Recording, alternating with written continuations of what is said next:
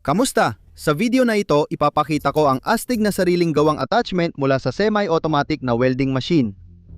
Tanggalin ang tip sa torch at unscrew ang nozzle.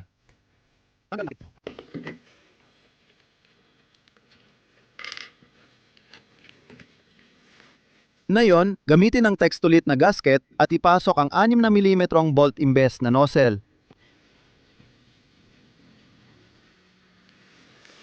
Sa kabilang butas ng Textulit, ikabit natin ang copper wire na may sukat na 10 square millimeters.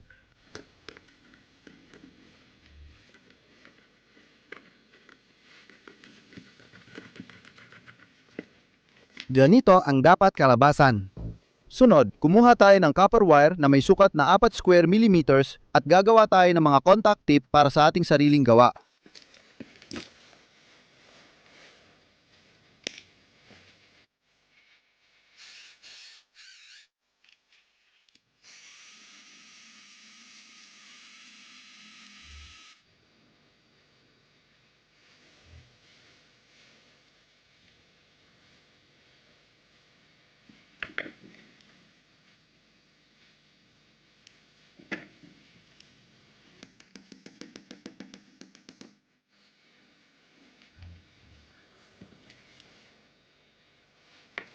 Ngayon, alisin ang mga nut at ikabit ang mga tip sa torch.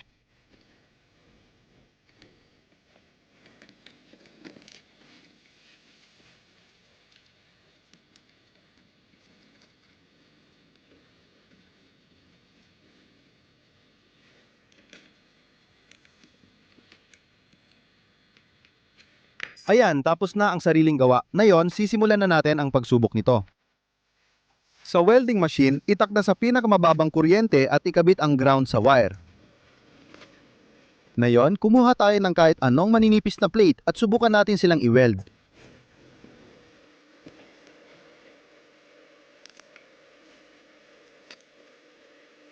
Napansin nyo, naging spot welding na ito. Maayos gumagana ang gawa nating gamit at madaling nawe-weld ang mga manipis na metal. Pwede rin itong i-weld ang strip sa mga bateryang 18650. Kung nagustuhan ninyo ang video, mag-like, comment, share at subscribe sa channel. Salamat sa panonood at paalam!